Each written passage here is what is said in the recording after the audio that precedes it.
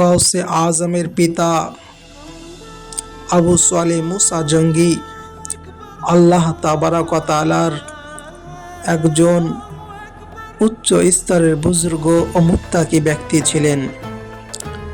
তিনি অধিক সময় আল্লাহ তাবারক ওয়া তাআলার ইবাদতে মগ্ন থাকতেন। একদিন তিনি একটি নদীর কিনারায় তীব্র ক্ষুধার্ত অবস্থায় বসে একটি গাছের নিচে আরাম করছিলেন। ঠিক সে সময় একটি আপেল নদীর কিনারায় ভেসে চলে যাচ্ছিল। সে আপেলটিকে তিনি ক্ষুধার জন্য খেয়ে ফেলেন। আপেলটিকে খাওয়ার পরে তিনি মনে মনে চিন্তা করেন যে এই আপেলটি আমি মালিকের অনুমতি ছাড়াই খেয়েছি, তার জন্য মালিকের কাছে আমাকে ক্ষমা চাইতে হবে। তিনি আপেলের মালিকের কাছে ক্ষমা চাওয়ার জন্য নদীর স্রোতের উল্টো দিকে তিনি রওনা হয়ে যান। অনেকটা পথ চলার পরে তিনি দেখেন যে নদীর কিনারায় একটি আপেলের বাগান রয়েছে এবং একটি আপেলের গাছের ডাল সে নদীর কিনারার দিকে ঝুলে রয়েছে। তিনি সে ডালটিকে দেখে মনে মনে ভাবলেন যে এই গাছেরই আপেল ভেসে চলে গিয়েছিল। সেখানে তিনি একটি বড় বাড়ি দেখতে পেলেন। সে বাড়িতে গিয়ে আপেলের মালিকের কাছে ক্ষমা চাইলেন যে আমাকে ক্ষমা করে দেন। আপেলের মালিকও একজন আল্লাহ তাবারক ওয়া তাআলার ওলি ছিলেন। তিনার নাম ছিল আব্দুল্লাহ সুমাই। তিনি আবু সালেহ মুসা জঙ্গি রাহমাতুল্লাহ আলাইকে দেখে বুঝতে পারলেন যে ইনি কোনো সাধারণ যুবক নয়, ইনাকে হাত ছাড়া করা যাবে না। তিনি বললেন, আমি তোমাকে ক্ষমা করব, তার জন্য একটি শর্ত হলো আমার গ্রহে 12 বছর সেবা করতে হবে।